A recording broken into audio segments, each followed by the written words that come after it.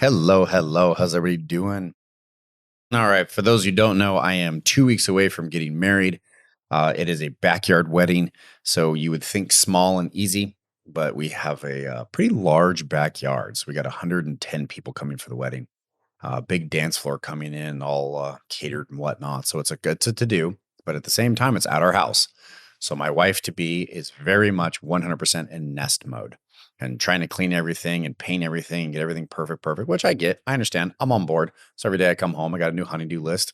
I'm fine, totally cool with it. I get it. Two older boys that I just adopted recently that are her boys have now come into the fold of the household and whatnot. And I'm getting to know them and learn them. And it's been 2, 3 years. So we pretty much kind of get rhythm to each other. But every once in a while, they're boys, a little on the naive side. They're younger, they're teenagers. And I tell them, I say, hey, mom's in full nest mode. So just for the next 2 weeks, I know you guys just hit the summer. You're in relax mode. You're kind of vegging out. I need you to stay on point for 2 more weeks. I don't want to see a trail of all your droppings for the house so I can tell what you did for the 8 hours I was gone at work. Like, pick up after yourselves, really make this house clean. It'll help with the stress, I promise. So that was Friday. Saturday, I come in from painting to grab a bottle of water out of the refrigerator, and I hear my soon to be wife go, well, yes, I am nesting, and that means to clean the house and get it ready and get it prepared for the upcoming event. Usually it's a child, or in this case, a wedding, which is the biggest party of our entire lives. And I come ripping around the corner. I said, did you just ask your mom what nesting is? He goes, yeah, well, I don't understand the problem. And you can tell he's backtracking because he's screwed. And what I told him, I said, what you're really asking is, how much work can I get away with and not do and still be lazy until you really flip your lid? Because I don't understand what nesting means and I don't feel like being on point. So, where's the gray area I can swim in? Oh man, not only was I pissed about him throwing me under the bus, but at the same time, he's just trying to find a way to weasel out. So I gave him extra chores and the damage had already been done. I got passive aggressive comments for half the day on Saturday before we made amends. So, yeah, thanks a lot there, buckaroo. Appreciate you throwing me under the bus. Speaking of emotions and speaking of teenagers, this is what this podcast is going to be about.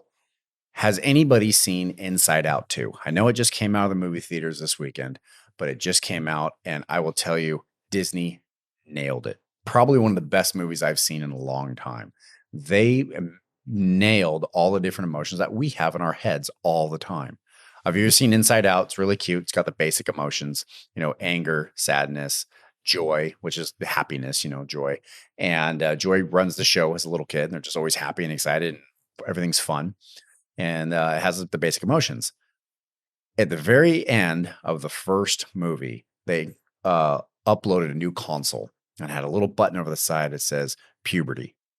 And all the little emotions are, what is that? They're like, it's like a warning light, whatever. They didn't even think anything of it. Well, they start the next movie out, and I'm sorry, I'm going to give you some spoilers here, and I apologize, but trust me, it's worth the podcast to listen to. I'm not going to ruin the whole movie. But all of a sudden they wake up to a blinking red light and they come down. It's the puberty button starting to flash. And all of a sudden, all these new emotions show up. Well, the first emotion that shows up is anxiety. And anxiety looks like she's had about 4 Red Bulls and she's running all over the place. She goes, what about this? What about that? What about this? What about that? And anxiety has kind of taken over. And in the movie, the girl is trying to join the high school hockey team. And anxiety is sitting there going, what if I don't make the team? Am I going to be a loser? Am I going to sit by myself? Am I going to do this? And anxiety just runs rampant over all the emotions. I cannot tell you how much that related to me, and I'm sure you, if you were to sit down and really psychoanalyze yourself.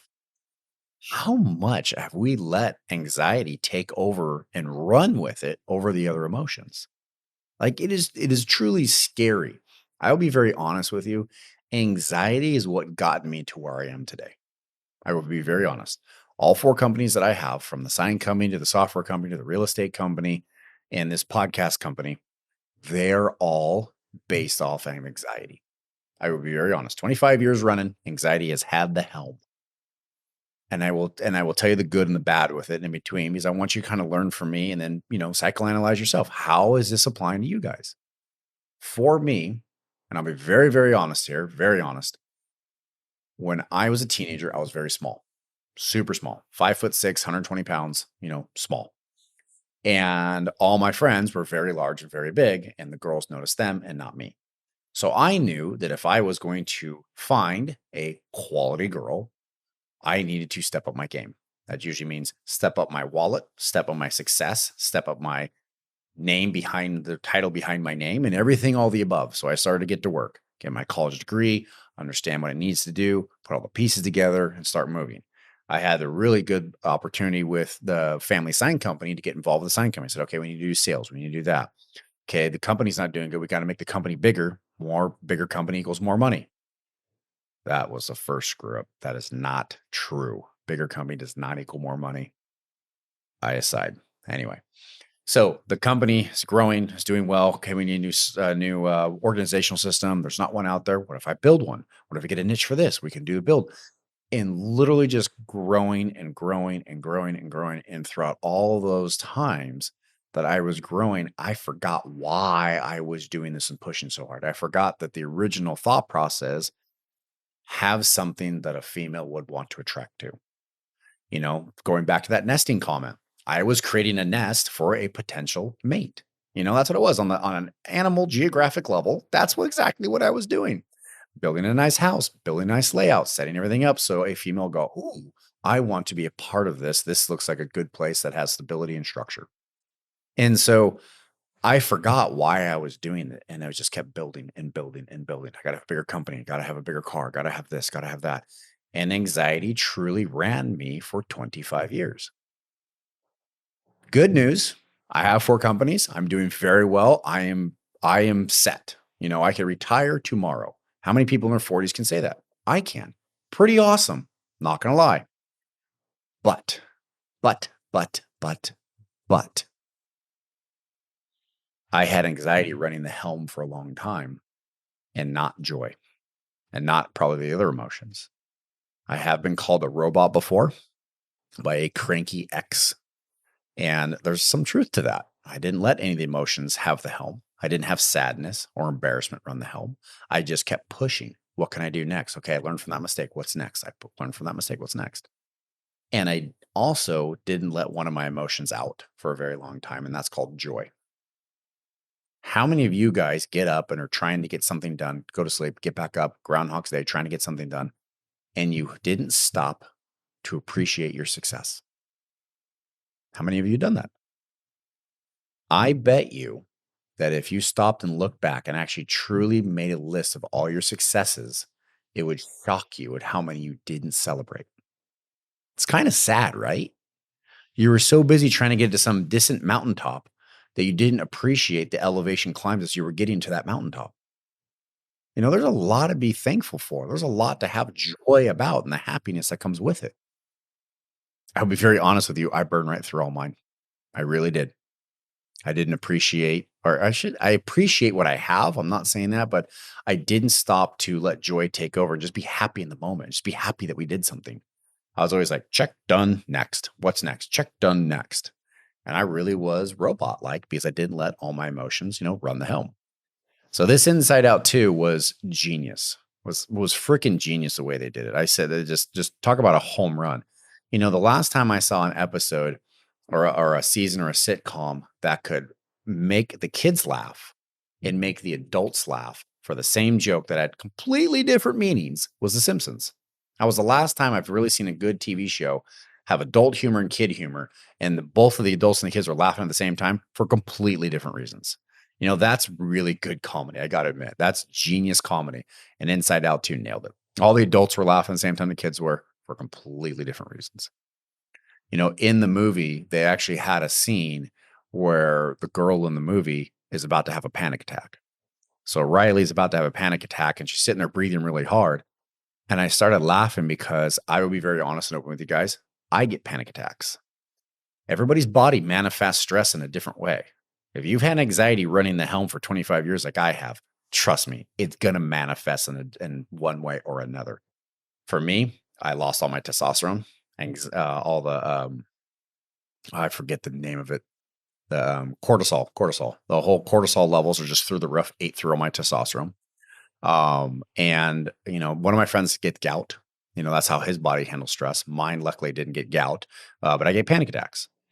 Luckily for me, I've learned to control them and understand them, and I haven't had one in It was I had one 3 months ago, and before that was 4 years ago, and before that was 2 years ago. So they're not very often. I can control them pretty good.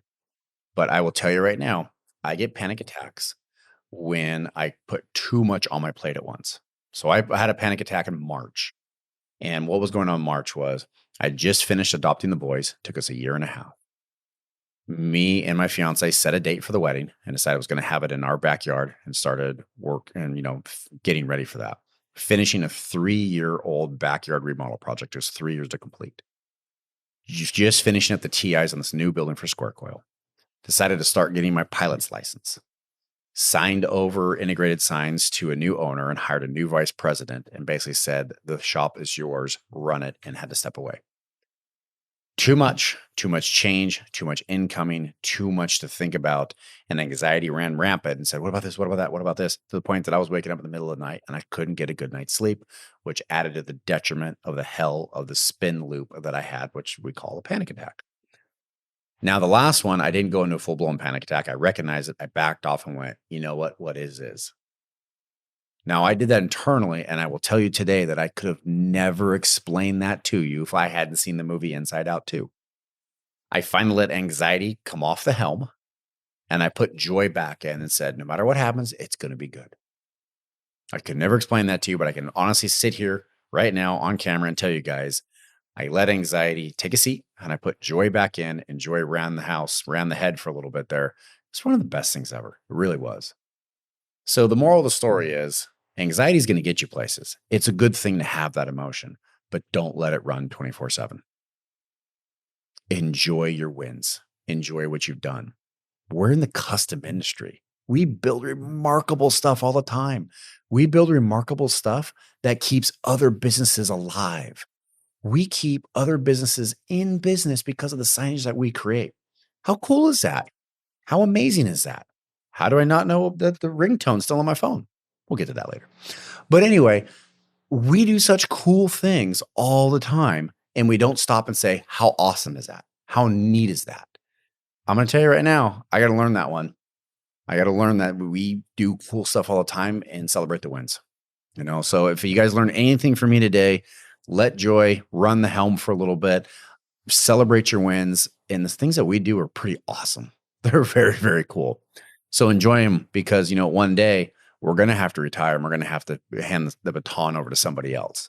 And that day is going to be a great day too for other reasons. It usually means retirement, spending more time on yourself and everything else, but you're going to miss those wins. And it's going to be really sad if you never learn to celebrate them until that last day.